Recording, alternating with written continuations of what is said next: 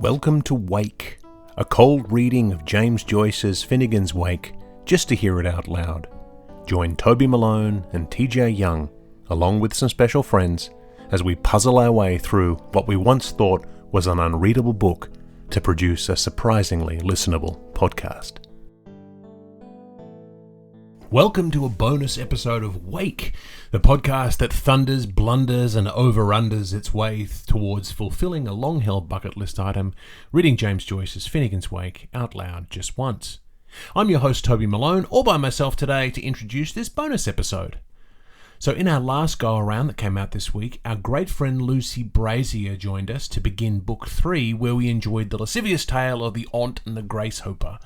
Importantly, though, that episode included the final two so-called Thunderwords of Finnegans Wake, meaning we've now spoken all 10 of these words, which are all at least 100 letters long and compiled of words from across dozens of languages and meanings. Now, at the beginning of this podcast, if you'll cast your mind back 6 months, you'll remember that I had, without any confidence, said, there are 4 of these long words in there. I don't know what that's about. I didn't know anything about the term Thunderwords, which is very universally known. This is because we don't do the research that maybe we should. And obviously there's more than 4. We hadn't really done any work into what it was. And like we continue to say, this podcast isn't about giving you that in-depth kind of analysis. But I thought it is kind of important to note the role of these Thunderwords. They are the oddity of Finnegans Wake. People remember that. As I said, this is printed on the front cover of the Penguin Modern Classics edition that we read from. So it is the remarkable thing, and if you ever want to show someone something interesting from Finnegans Wake, generally the Thunderwords are where you'll start. So there are other resources out there that do analyze these Thunderwords. What I wanted to do today is just give you like a little 10-minute introduction, break down what each one of them means just in very, very broad terms based on other people's research, and then we're going to play all 10 Thunderwords back to back to back to back to back all the way through. If that doesn't sound like your jam, well, I mean, why are you here? I think this is exactly what we're doing, is just getting a chance to hear these all together. It forms a kind of cacophony that is really something to take on. There are other resources, as I said. There's a website called Joyce Geek, who does a good job putting things together, breaking things down, and he does a lot of pronunciation, helping you with the pronunciation thing. Clearly, I have not watched all of his stuff because my pronunciation's all over the place sometimes, but that is out there, and I'll link that in the show notes. The most famous approaches to the Thunderwords are Canadian. My fellow countrymen, one of the most famous professors who taught at my alma mater, the University of Toronto, Marshall McLuhan, was a notorious Joyce fanatic, and he used to annotate his editions like crazy, and he had lots of different opinions and approaches to Finnegans Wake, including the Thunderwords. And I like this quote here from him, where he says that each of these Thunderwords is a cryptogram or codified explanation of the thundering and reverberating consequences of the major technological changes in all human history. And then this is the best bit, when he says, when a tribal man hears thunder, he says, "What did he say that time?" as automatically as we say Gesundheit. So I love the idea that McLuhan is taking us back to a pre-historic perspective where a caveman, a tribal man, someone hears the thunder and doesn't just take it as a natural occurrence, but hears it as a giant booming voice from above that means something or other, and the interpretation. Obviously, there's nothing to interpret, but Joyce has taken this as an opportunity to give something as an interpretation. On the resource Finnegans Web, this was a useful way in. It says that Joyce described the book as a downward parabola into sleep, or as a tunnel going through a mountain. As HCE moves through the dream, the Thunderwords track his movement. There are 10 Thunderwords, the first 9 of 100 letters each, the last of 101, for a total of 1001. Tales of 1001 Nights, appropriate for this book of sleep. Then McLuhan's son, Eric, wrote a very well-regarded book in 1997 called The Roll of Thunder in Finnegans Wake, and roll being R-O-L-E. But obviously he knows how to pun because he's a Joyce scholar, so the role of thunder. And he spends this whole book unraveling each of the thunderwords to figure out what it is. He says, it took months of concentrated effort to begin to winkle out the thousands of words in the thunders. Now, several of them have yielded 30 or more pages of words, each word denoting or alluding to a theme in the episode or an associated technology. Prior to our discovery of the thunders and their significance, Marshall McLuhan looked up to Joyce as a writer and artist of encyclopedic wisdom and eloquence unparalleled in our time. After, he recognized in Joyce the prescient explorer, one who used patterns of a linguistic energy to discern the patterns of culture and society and technology. It's really a way of plumbing the depths of Joyce's genius to unravel some of these things. Our friend Neil has spoken often of his friend who spent an entire career on 8 pages of the Night Lessons episode. McLuhan spent a great deal of his time unraveling these thunderwords in the same kind of way, and it is kind of bottomless because I think we talked about how in the Anna Livia chapter there are references to many hundreds of rivers and bodies of water, and then readers went and found many hundreds more. So you can really take from it what you will, and I think Joyce would be thrilled with that. And then finally, I wanted to just point you to a reference that hasn't been updated in nearly a decade, but it is quite useful. It's called The Hatter's Cabinet, that has a page all about the thunderwords. The writer here talks about how that like I've said already, the thunder is the only aspect of the real world of the dreamer to appear in the book. A thunderstorm while he's dreaming, the thunder cracks makes its way into a dream, which I think is really tangible. It's really easy to get hold of, but it's also, as he says, they mark epochal moments in the dream. So there are 10 of them. And I just wanted to summarize each of these a little bit as we go. I thought about incorporating a description before each thunderword, but then I think it sounds nicer if we just hit them all back to back to back. So I just wanted to give a summary here, which so I'll make sure that I give page numbers and the reference, and then just a little bit of context that comes from this Hatter's Cabinet, as well as the resource that the Hatter's Cabinet uses, which is based on a monograph written by a scholar named Bernard Benstock in 1965 called Finnegans Wake, an analysis of Finnegans Wake. So he uses this resource to break down some of the thunderwords, so I'll help describe that by using that resource as well. The first thunderword we come across is on page 3, between lines 15 and 17 in chapter 1:1, and this first thunderclap is the basic fall motif, and as we've talked about, this incorporates dozens of different uses of the word thunder from around the world in lots of different languages. The second is the slamming of Jarl von Huther's castle door. This happens on page 23 between lines 5 and 7 in chapter 1:1. Again, more thunder sounds from other languages from around the world: Romanian, Icelandic, Albanian, Arabic, lots of different kinds of things. The third announces the ballad written by Hosti, and this is this amazing one on page 44 between 20 and 21 in chapter 1:2. This is the sound of the applause that leads into the singing of the ballad of Percy O'Reilly, and so we have all of these different words that mean clap, clap, clap, clap, clap, clap as we go before we hear the song. The fourth is an obscene rumble during the trial, suggesting the fall in the park. This one's kind of a troubling one. So this is the kind of thing that is said by the crowd as they're reacting to the information during the trial. And this is many, many words that mean whore. This is on page 90 between 31 and 33 in chapter 1:4 if you're following along. So lots of different things that mean whore or prostitute. That is obviously a moral judgment in this trial.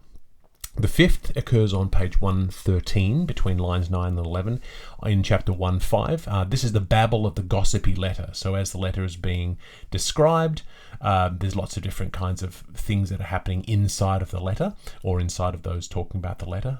This is the one that I heard Richard Hart perform just recently, and he did it so subtly that no one in the room even knew a thunderword had been spoken. It was really quite brilliant. The sixth one happens on page 257 between lines 27 and 28. This is the sixth. There's the slamming of the earwicker door after the children have come in from their play, and so we have this amazing word that is the words for shut the door in all these different kinds of language, or the sound of slamming, so the big slam of the door. The seventh, on page 314, between lines 8 and 9, records the din in the tavern as Ewica's reputation takes a fall, and Finnegan is again heard toppling from his scaffold. So this is lots of different kinds of sounds here, and Humpty Dumpty is mentioned in here. The fall from the lazy from his wall happens here. The eighth one is the noise of radio static preceding the Crimean War broadcast. Benstock also says that it's the sound of the orgasm during the seduction of Anna Livia, which, is news to me. This is on page 332 between lines 5 and 7. And there's lots of different sounds that designate that sound of static. On page 414, between lines 19 and 20, is the ninth Thunderwords, Sean's cough, as he clears his throat in preparation for the recounting of the Aunt and Grace Hopper fable. So we have this great word with many, many words from around the world meaning cough, cough, cough, cough, cough, cough, cough, cough. So he is clearing his throat. I don't know if I unpacked that during the episode when we read it last time, but I love that. That's really fun. And then the last follows soon after, Sean's angry rumble of abuse against Shem, serving as the basic thunderclap of destruction before the cabalistic regeneration begins. That's on page 424 between lines 20 and 22 in chapter 3.1. And that's the one that incorporates all of the Norse mythology, all the references to Midgard and Fenrir and Odin, Grimnir, things like that, Mjolnir, Thor's, and all those guys. So lots of different kinds of things. And at the end of speaking that word, Shem replies, "The 100-lettered name again, last word of perfect language. But you could come near it, we do suppose, strong Sean. Oh, we foresupposed." How? Shem mocking Sean because he gets it wrong. He says the Thunderword, but he has 101 letters. But of course takes us to the 1001 Nights, so it's by design, but it's also a mistake on Sean's part. So that is all 10 Thunderwords as described. I know it's not necessarily an easy thing to hear the descriptions first and then hear the Thunderwords, but I felt like this was the best way in. So let's hear these Thunderwords. There won't be any more commentary after this, but I want to really direct you to our Patreon to see our show notes. All of this stuff will be there in the show notes to get a little bit more context. And if you feel like it, giving us a rating on Apple Podcasts or on Spotify really helps, and a review if you like. We really love our listeners, and we'd love to continue to engage with you. So for the next 5 minutes or so, you're going to hear a supercut of all of the Thunderwords as spoken in previous episodes of Wake. So there has been no adjustment. You'll hear our signature explosion sound in between each Thunderword, which I thought was appropriate. And we're going to go through 1 to 10 in order. And now, without further ado, Finnegans Wake. Ba ba ba dal gar gar taka minara krn con bron ton ron tudron thrun truvar huna aunska skaun tu hu drndu thernuk Perkonax Kron Bargrubru Gok Gor Leor Gom Gremet Gehund Herth Ruma Thunna Udadili Fighty Tilly Tilly Bumul Kun Klidon Kun Click, click, click, click, click, click, click, click, click, clopads, click, clutch, clabata, crepri, croppy, gradang, sammy, hanui, at a proprietary, apple, daddy, pecan, cider, pink, cut. Blad Yuch Foul, Morkelenberg, Wura, Hora, Escorta, Strumpa, Porna, Nelly, Coxa, Patti, Patta, Putta, Patter, Trip, Packa, Panisek. thing, crookling, X in every posture's X-dicks liken him around Hurst the magger by can, with down mind looking ated. Look at the door and done a duraskew de loo shoe firmoy porter tui rezui svalnan bort and sport kohau cansa croid verge capac capuk. Both all chorectors shummin around gan summin numinar drum trummin a humpta dumpta wall to poof ul dulrera monster nip. Papa rakasarana ragil lakanatul mungan mac whack fall there devil on the double and daddy doodled. Hustin, caffin, coffin, tossum, damon, damma, cossag, kusag, ho, bix, hatux, pex, word, verbeck, oz, cashel, carat. Hold turden weir mudguard gring nerd derm molnir fenrir loki bogman dodrerin cert crin mcgurn rackin a rocka. And there you have it. 10 Thunderwords, 1001 letters, as the dreamer dreams on. That's all the time we have this week for our bonus episode of Wake. I've been Toby Malone, and I'll see you next week along with TJ Young as we churn our way through Book 3. See you then, ba dal gar takaminaron con abron toneron tuon theron trarvar huna waskaun tu hu nerder dern thucker nookologists. This has been Wake, a cold reading of James Joyce's Finnegans Wake, just to hear it out loud. If you've made it this far, thank you for your dedication. Join us next week for another segment of Finnegans Wake and a chat about what we've found. Wake is a Moon Street Media podcast, engineered by TJ Young and Toby Malone.